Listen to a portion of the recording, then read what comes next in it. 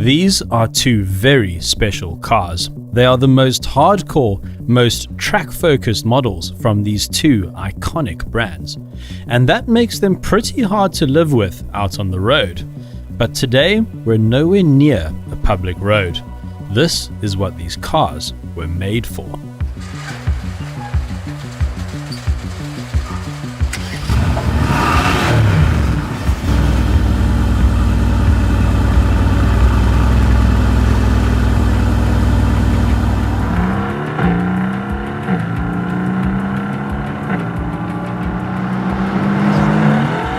The Mercedes AMG GTR costs 2.7 million rand.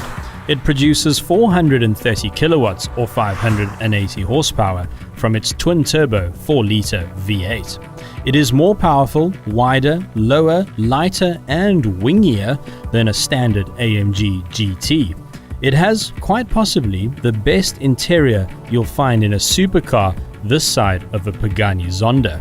All things considered, we think this might be the best AMG ever. We have a racetrack, we have a racing driver, we're going to set hot lap times in each car. Right, Ash, you ready for us? I'm going to give you a 3, 2, 1. Here we go. 3, 2, 1, go!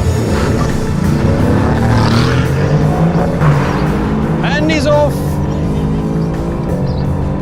Oh, that thing makes a wonderful noise. The GTR is extremely impressive through the corners. It has great front-end bite, and the fact that the engine is pushed so far back over the front axle really helps dial out understeer.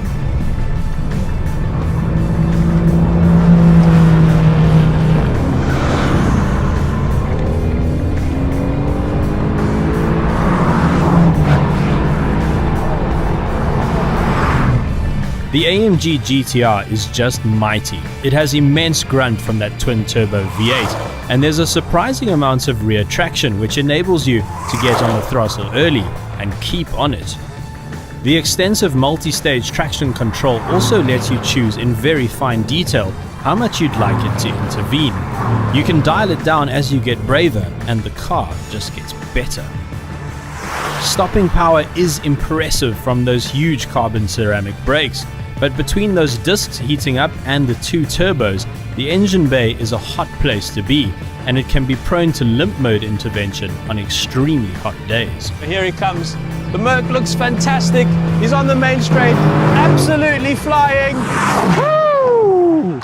Wow! And the cars on Coast Play flew off for some dramatic effect. Alrighty, here we go.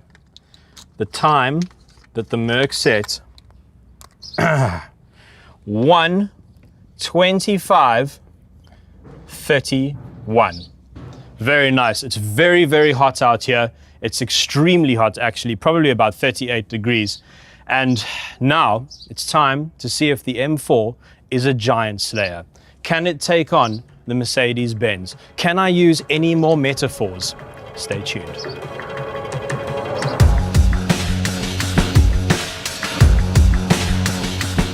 The Merc's rival today is an extremely rare version of BMW's M4. Usually, an M4 wouldn't stand a chance against the GTR. So, what makes this one so special? This BMW M4 DTM Championship Edition is one of only 200 in the world and one of only 15 in South Africa. It costs 2.3 million rand. That's 1 million rand more than a standard M4, and it's been on a serious diet.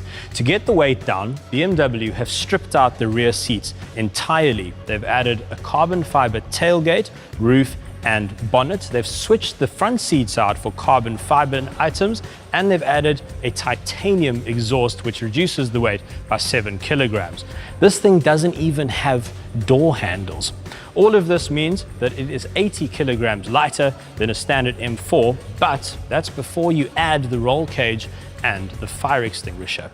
But what makes this M4 DTM really special is what's under the bonnet. It's the twin engine of the M4 GTS, a 3-litre turbocharged straight 6 with water cooling technology. Now what that does is reduce the intake temperatures, which allows the engineers to crank up the boost. And so this motor produces 51 kilowatts more than in a standard M4. That's 368 kilowatts and 600 Newton meters of torque.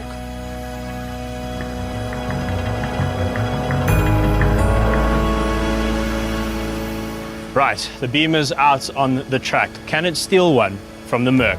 Here we go. All right, Ash. Thumbs up. In 3, 2, 1, go!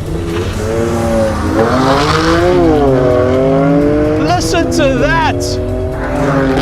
What a noise! That is, I've taken that car on a shakedown lap around the circuit. That is the wildest, most terrifying car I've ever driven on a racetrack. Anywhere, actually, to be honest with you.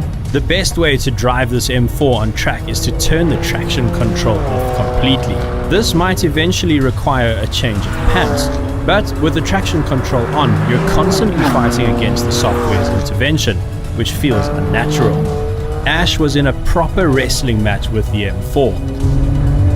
Heading into the fast double apex right-hander, true to its nature, the car bit back.